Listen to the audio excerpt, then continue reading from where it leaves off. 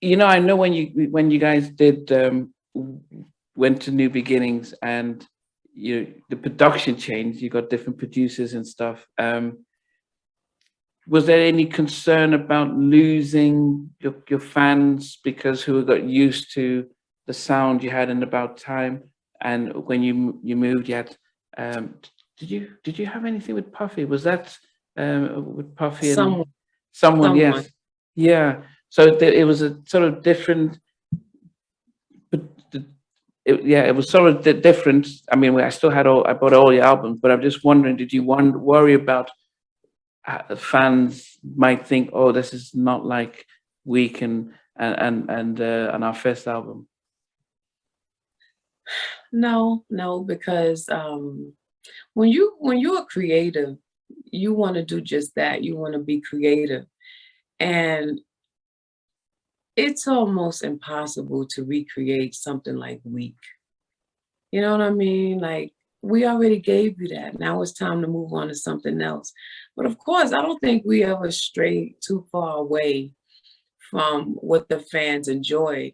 Now, I do say that that third record, that Release Some Tension record, was horrible. With that record was so bad, and I think, that was actually after, they made some label changes, and the guy, the A&R who found SWV and all of those amazing records, for some reason, they let him go and brought somebody else in who totally destroyed that album. Mm. And he knows how I feel about that today, so I ain't saying nothing. But I mean, don't take my word for it. Look at it. Yeah, I That mean, it record sells. Yeah, felt like that was a waste of our budget. I felt like, it was all of these damn rappers featuring SWV. I felt like we was on somebody else's album. yeah, And it was a waste of our budget, it was just that, just the thought. Rain saved that record. yeah. Rain saved that record because that was the only reason I listened to that record. I ain't played nothing except for, I think it was a song on there called On and On. Andrea Martin wrote that song. Mm. God rest his soul. Yeah, and everything she did I thought was dope, but Yeah.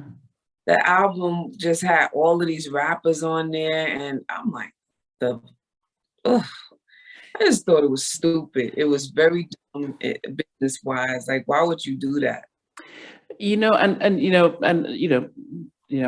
we all love Redman and the rest, but I know that it was the prelude of what happened to R&B, where they started to put more hip hop, and hip hop almost became okay, because you guys almost pretty much ushered in the fact that we get a hip hop artist singing R&B, and we get the R&B artist featuring, because that then became the norm, which it's still unfortunately the dominant part then, and I think that's more and more we lost the essence of you guys with a lot of those tracks that were being pushed out, and Mhm.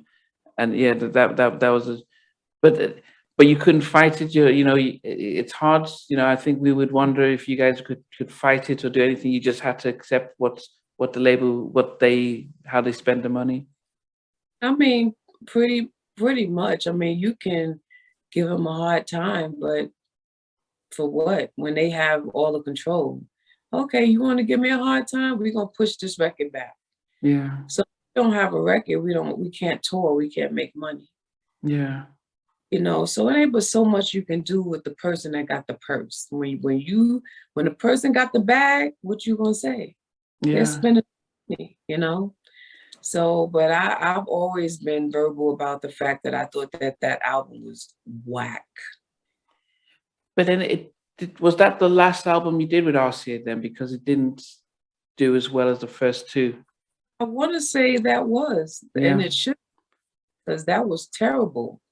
And yeah. the guy who put that record together should have been fired. I don't think it was long after that he got fired, but he should have gotten fired. Yeah. But then because I know a year after the album comes out, that's when you guys took your hiatus and stuff. Mhm. What is that like? Because as you said, if you're not a featured songwriter producer on your albums, so you're collecting all the publishing and stuff, and you're Mhm. relying on tour. When the label who has been your home for almost 10 years says, okay, not even up to 10 years, 7, 8 years, says, we're dropping you guys. What do you do then as Lelee? Well, Lelee, I pretty much went into my sunken place because it was like a marriage to me. And then that's when I realized that somebody had so much control.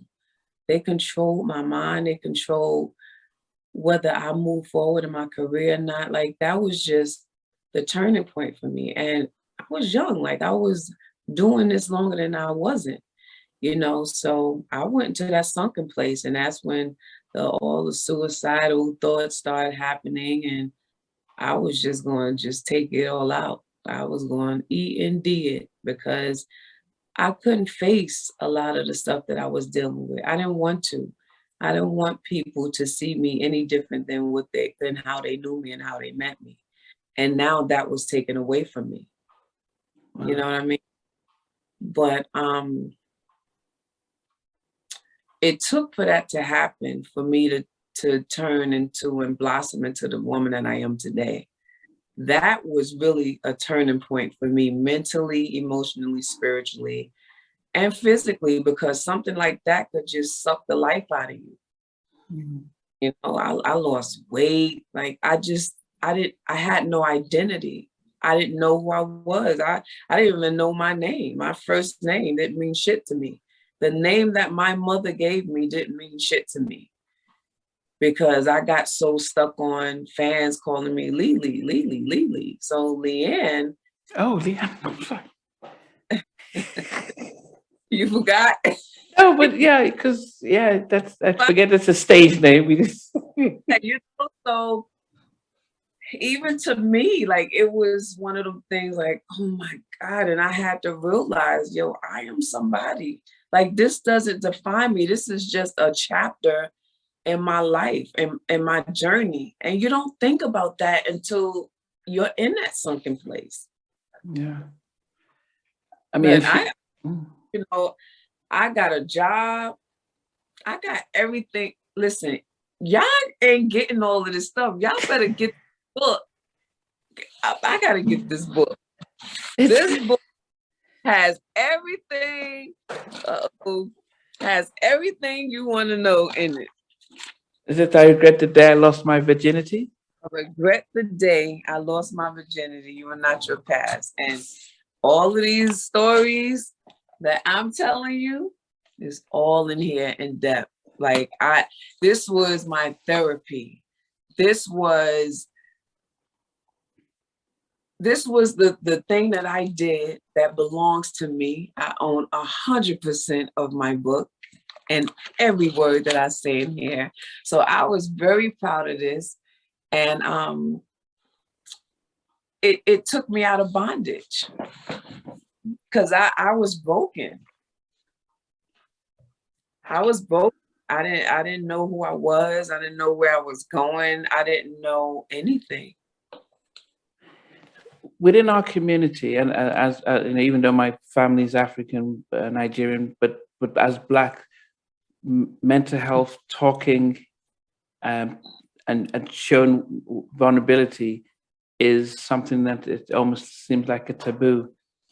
And the fact that you're sharing this is really important because as a therapist, I'm one of the only Black male therapists in my count. Well, working with with children. Very few of our patients are Black because as families they don't accept. So the fact that you're sharing this is really powerful. But how did you get? Who helped? Who reached out to pull you out of that? Because it's most of us, the industry you worked in, they're cutthroats. Friends might have been. You might have tried to hide from people. Mhm. And your rock and of your mum had passed. Um, did who reached out? Did you have who could you turn to? Well, I've always had my family to turn to, but a lot of things that was going on with me, my family didn't know about. Wow. They had no idea, you know, so I had to deal with this stuff alone. And I made up my mind that this was going to be the day that I checked myself out of here. I was committing and comfortable with the fact that I was going to take my life. And I remember making 2 calls. I said I was going to call my sisters to tell them to just, you know, I love them, take care of my kids. And my sister didn't answer the phone the first time, but my other sister answered the phone as soon as I called. And it was like a divine intervention. She said, just come home. Just come home. And just crying. We're both boo-hooing on the phone, just crying. And she's like, just come home, sis. Come home. And it just kind of gave me like a calm to the point where when I say I've never cried myself to death, like if me hurting myself wasn't going to take me out, I felt like all this crying was going to take me out, because I cried so much. My whole body was dry. Like I was so dehydrated. My mouth was like foaming and it was just crazy. But there was a light at the end of that phone call. It was a light at the end of that phone call. And I chose life. I chose to live. And at the time, I was staying in a hotel. I ran out of money. I couldn't afford to get another day at the hotel, the Marriott Hotel. That's why I love the Marriott to this day, because in the Marriott, I have a connection. You know, we have like, yeah, you know what we went through, Marriott. But yeah, so I went back in that room and I literally beat myself up. Like how I cursed myself out. How dare you? You're gonna do something so selfish, you fucking coward. Like you just making, you're making the devil happy by doing all of these things, and your thoughts are crazy, and you weren't raised this way, but you just want to take yourself out. You're weak, you a loser. Like I was saying all kind of shit to myself in the mirror. Like I was literally looking at myself like, you a coward, just crying. And then the cry ended up turning into laughter. Wow. It became funny. I'm like, what the hell was I thinking? And that's how I know that, I don't know, the presence of God to me is so real. Because my dark moment, I was just dark 30 minutes ago. I wanted to check out. And now I'm laughing, I'm smiling. I love who I see now. And I chose to live. When I walked out of that hotel room, it was like I never thought about anything that I was thinking an hour ago. Because when I said out my mouth that I'm choosing to live, I've got a lot of shit to do on this planet before, God take me home. Like I ain't got to take myself out. God is going to help me out with that, but at his time. That's what it was for me. And my life changed instantly. I got a job. I went home, like my sister said. I spent the night at her house. I was staying with her. And the crazy thing was, I wasn't making the money that I was making when I was with my group, but I was making $10, $11 an hour, but I was so peaceful. And that's why I always tell people who complain about their jobs, You do what you have to do until you can do what you want to do. Stop fucking complaining because your shit can be different. Your story can be a lot different. I went through making money to making $10, $11 an hour. I ain't have no car. I did a voluntary repo. I took everything back that I felt like didn't belong to me. Honestly, like I'm like, fuck this car, fuck this, fuck that. And I didn't care. I'm like, if God had blessed me the first time, he'll bless me with it again. And he's done that over and over again. But you have to speak life into your own situation. And that's what I did. That's what my mother did for me. And that's what I did for myself. And that's when I realized that I was dope. I was amazing. It take an amazing person to be ridiculed in front of a lot of people, see you working at an office job and they just call your extension just to hear your voice because the superstars has a job now, you know? She ain't shit no more. She's just like us, which I've always been. But it didn't matter what they were saying because I was at peace. I knew how much money I was gonna make. I knew what I was bringing home. I knew if I bust this clock down and I put in all this overtime, what I was gonna make. So I started slowly. I said, okay, I ain't got no car, but the first thing I'm gonna get is a car. So I busted. I was doing 18 hours, 14 hours, like at this job. And every 2 weeks I got paid. I was able to do something different. The first 2 weeks, I was able to get me a car. It was a piece of shit, but it was a car and it was a blessing. And I got it. So I knew once I got that car, the car was going to get me to my money. It's going to get me more money because I can always drive the car and push come to shove. You lose your place, you can always sleep in your car. And that's why I tell people today, like, cars are special. I look at cars different. That's why I always buy a truck. Never buy a truck because if shit go bad, I'll sleep in this damn truck. Wow. But I can laugh about it now and because I'm free. I'm free from it. And that's why I don't mind talking about it because I need to free somebody else and let them know that they are not their past. Like they are strong. And don't always look for validation in people because you may never get it. You may never get it, so.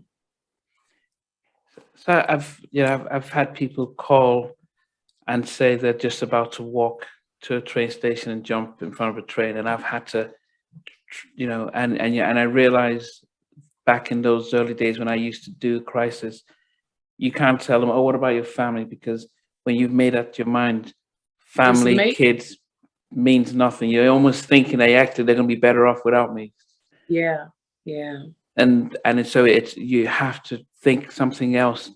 You can't just you have to, because the whole thing is I've failed everybody, and by going they're going to be better off, and you can't reason with someone like that. But the fact that you didn't have any I won't say external intervention. You had a divine intervention to switch. That's not an easy switch. That going from wanting to end your life to saying no, I need to shape up, and that's a movie. Someone would say, "Oh, that's a movie," like a Guardian Angel stuff. It's definitely a movie, and hopefully, Lifetime. I want to tell this story, but my whole mission, man, just kind of thinking about everything I went through in my life and how things turned out and how I was able to just keep myself afloat and just stay alive, because I just think about how different things could have been. And that's why everything that I do today is intentional. I'm not feeling bad for myself. I'm not feeling bad for people because I'm like, yo, if I did it ain't that hard for you. You know what I mean? I just think we have to make up our mind to do it. And no, it's not going to always be easy. It wasn't easy for me. but I made up my mind to do it. I put one foot in front of the other and I did it. Where did that come from? That because that's you're talking about a degree of humility that even us who have never been in the spotlight will struggle with.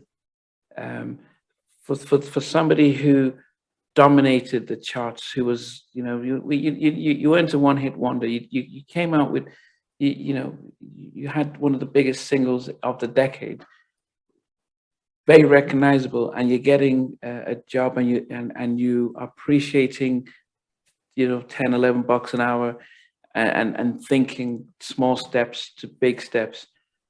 Where did that come from? Because it's very few people who aren't famous would do that. But where did that sense of humility come from?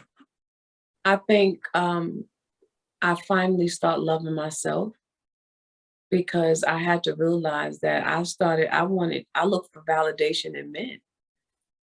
I looked for, if he didn't think I was pretty or if I wasn't chosen, it would depress me. You know what I mean? And you men, you have a choice. And this is all when I was a teenager. But I had to learn how to love myself. And I realized I didn't love myself for a long time because I didn't know what that felt like. I didn't know what loving myself meant until I had to stand alone, literally. I was alone. Nobody knew what was going on with me. They just knew that the group wasn't together, but they didn't know what was going on with me. I was alone. I would talk to myself. I would give myself every reason I should be here. Then in my darker moments, I gave myself every reason that I should just die. Oh, they'll be okay without me. They don't give a fuck anyway. Life will just go on. No one will miss me.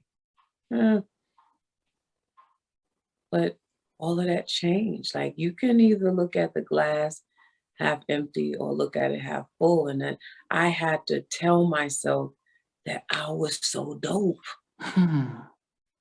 I'm telling you, like, I literally had to tell myself, I was thinking of all of these different things that was great about me. And I'm like, damn, it's more great stuff in me than not. Why am I angry? Why am I so mad? And that's why I'm big on energy today, because you can be happy and then the spirits will come around you and you just get angry. You start doing shit that you wasn't thinking about doing before. And you like, ugh, But it's so important that we love ourselves. It's so important that we tell ourselves that we're dope. We tell ourselves that we're beautiful. We tell ourselves that there's somebody in this world that's gonna love me the way I love myself. And I've never been married, but I'm waiting for that guy that will love LeAnne like LeAnne loves herself. And until that happens, I will not be married. I will be single. Yeah. Because there's a lot of love I give myself, honey. Like, it's overwhelming sometimes. Yeah. Yeah. So I have a 7-year-old grandbaby who's gonna be 8, and I want her to not have to depend on anybody's love. I want her to be able to do like this and know that this is enough. This is enough. Because you may not get it. Yeah. And if you don't get it, what you gonna do? You gonna be a coward like your grandmother would have been and take yourself out and get mad because no one wants to love you? So what? Nobody don't have to love you. But you have to love yourself.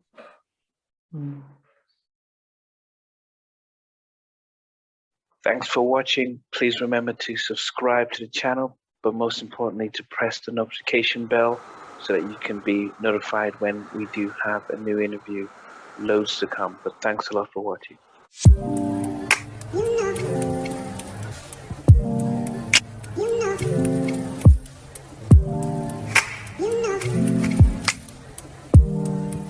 You know. I begin to